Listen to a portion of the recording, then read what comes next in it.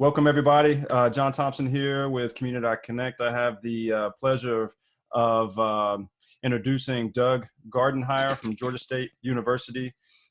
He directs the respiratory therapy program and has been a strong partner with Community.Connect for many years, having brought students to Nicaragua and the Dominican Republic, and presenting most recently at the Health Summit in Los Robles, Nicaragua in February 2020. So welcome, Doug. Thanks for taking some time out of your day to share with us. The idea is for us to share a little bit of information with our communities in the United States, Nicaragua, Dominican Republic, and Costa Rica, to give them some access to just some real information from real people that are working in many ways on the front lines of the situation here, this corona crisis that's worldwide. So Doug, thanks for coming on with us. This is a segment we call the weekly wrap, and it's going to be Fridays every week, and we're going to hear from our partners around the world of what's going on in their communities with their organizations and institutions and what have you. So as our first segment, we're going to ask Doug a couple just to kind of kick us off and let us know what's the general state of affairs, going on in the United States, or even as localized as Georgia and Atlanta. What can you tell us, Doug? Well, where we're at right now, of course, first off, thank you very much for having me on. And of course. What's happening here in Atlanta is that currently we're under shelter in place through the mayor in the city of Atlanta. However, Georgia State University is exempt from that rule. So we have, as administrators, been going back and forth to the university to work on things that we may need. But for the most part, all operations, unless those are extremely essential at Georgia State University, are closed. Mm-hmm. Everybody is working at a distance from their home. And that's the same what's occurring with Georgia State's respiratory therapy program. So currently all of our students are at home, and on Monday we will begin online education for the remainder of the semester. At this current point, no students are at clinical. Probably about 2 weeks ago, we went ahead and pulled all students from clinical, more for the reason of that a lot of our clinical partners have asked for the students to remain at home as they have been dealing with the crisis. And I'm sure as you and many of the folks listening here could understand, with the coronavirus being something that is respiratory based, how that's really affecting respiratory therapists and of course respiratory departments in hospitals around the country and around the world. No doubt. I mean, have people reached out to you, whether it be the government or institutions, for insight and guidance during these challenging times when a lot of the unknown it might be actually known to folks like yourself? Have you offered? How have you involved in that regard? And how have you been involved in that regard? Well, currently there's two main things. So just today I learned that the university has released us to be able to do media. There again is the media requests that we can come on and do some things very similar to what we're doing here to be able to give that information. The second thing that we've been doing is that we have been in contact with GEMA, the Georgia Emergency Management, trying to prepare some of the equipment that we have at Georgia State University in the case that they're going to need that. I know in other places around Georgia, they've been called upon to give equipment to the state so they can distribute that to the areas that they see fit that maybe are a little bit harder hit. Currently, right now, I've been in talks with some of those folks, but have not had the word that we're going to go ahead and release our equipment. But we do have mechanical ventilators that we use for our students to train. And so there's a possibility that there may be a need for those. And the state is wanting to be able to have those so that they could potentially distribute those to areas that may need them. Tell me a little bit more about those ventilators. We hear a lot about, the need for ventilators, the lack of ventilators, the demand for them. Tell us a little bit more about what they are. I'm picturing these, huge giant machines that cost hundreds of thousands of dollars, and that they're really hard to move about and whatnot. Can give us a little brief overview if you don't mind.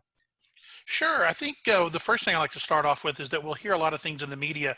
Um, Different individuals referring things to maybe a respirator and a Hmm. ventilator. And many times you could use those words interchangeably, but I think sometimes we may see respirator as more of a breathing apparatus for healthcare practitioners or for first responders, things to try to protect them. But in all means, a true mechanical ventilator is just that. It is a machine that is designed to mechanically with this equipment and this high processor computer be able to allow a respiratory therapist to manage the lungs of an individual that may have any type of lung disease and cannot breathe at that current moment. And these machines are really not big, they're not heavy, they are not necessarily cumbersome. They are, for the most part, mid-size, mid-range pieces of equipment, probably standing somewhere around 4 or 5 feet tall. And this is because they're on a stand just so that they're ergonomically accessible for the therapist to utilize. But they are highly mechanical and highly microprocessor driven. So they're very highly um, technical pieces of equipment, computer equipment that can assess all types of different parameters in the lungs to allow healthcare practitioners and the respiratory therapists who manage them the ability to make changes so that they can better treat the patient. And is this something where you can kind of, for lack of a better word, connect the patient to the ventilator? The respiratory therapist, dials in what he or she needs to dial in, and then walks away. Or can several patients use the same one? Are they on it all day long? I mean, how does that work? That's a great question. There's a lot of information going around because we hear a lot of the media that there's a lack of mechanical ventilators Hmm. that are available. And Hmm. so there's been talk of trying to ventilate multiple patients with one mechanical ventilator. And just last night, the American Association for Respiratory Care has come out with a statement stating that that is not the way to proceed. Hmm. Using a mechanical ventilator should really only be placed on one patient. And these patients are very ill who need a mechanical ventilator. And these individuals have an artificial airway placed into their windpipe Hmm. so that this machine can breathe for them. So similar to what you were saying, the respiratory therapist would make all of the needed changes to the machine and the computer so that it could deliver a similar type of breath that they would normally take to be able to support them. And it is going to be 24 hours a day, 7 days a week, depending on how long that they may need that Oh, wow. device. So it's an all day thing. It could be for several days, for several weeks. It just really depends on how the patient responds. There are alarms that are on this machine because the therapist can make changes so that they can be notified if someone, again, exceeds a certain parameter or a certain parameter is too low. It will alarm, and then the therapist can then go back in and make adjustments. But as I mentioned, these machines, these computers are so high tech, Hmm. they can monitor so much lung physiology that gives this information to the respiratory therapist so that they can make the tweaks that are needed to hopefully improve the patient's ventilation, to hopefully help them fight what they're going through. Many of these individuals, as we see, are having pneumonia. And Hmm. so that's where we have a lot of fluid that is built up in the lungs. And of course, if there's fluid and different items there within the lungs, it's difficult to breathe. And so we're there to be able to place this artificial airway, be able to place this mechanical ventilator on them to be able to get them through this time as they battle this virus. And then as they continue to battle and get better, then we can wean them off the ventilator. Is Thank you. I mean, these are spaces of healthcare and medical treatment that hopefully none of us will have to see. But you have graduated so many students from your program.